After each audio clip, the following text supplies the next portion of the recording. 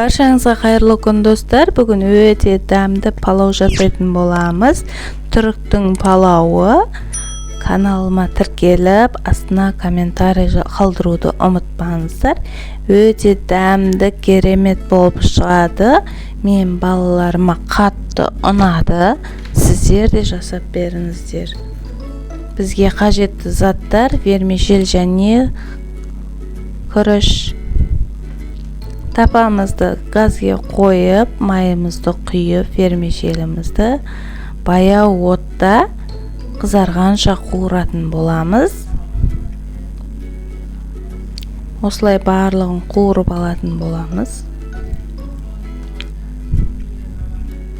Мінекей қып-қызыл болып қуырылып шықты. Енді жуып тазаланған күрішімізді салып, және тағы араластыратын боламыз. Мендегі элита күріші, қандай күріш болса да болады. Вермишелім корона деген вермишель. Басқа фирманың вермишелі болса да болады. Мінекей тұзымызды салып, енді суымызды құятын боламыз.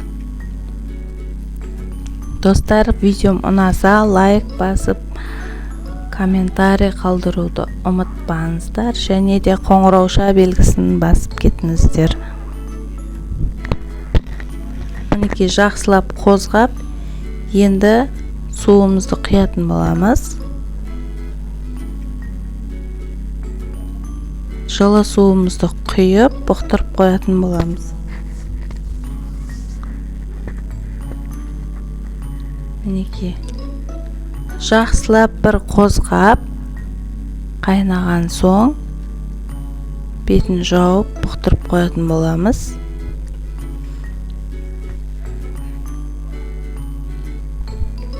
Өте керемет дәмді болып шығады. Мінекей қайнап шықты. Енді астын баяу отқа қоятын боламыз.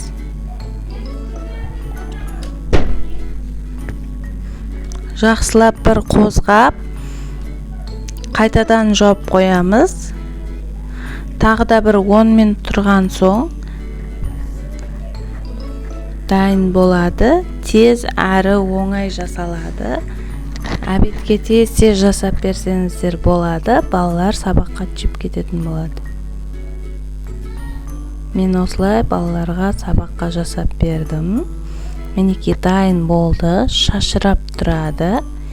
Енді тарелкамызға салып, балаларымызға ұсынатын боламыз. Ас болсын, сіздер де жасап беріңіздер. Видео ұнаса лайк басып, комментарий басуды ұмытпаңыздар.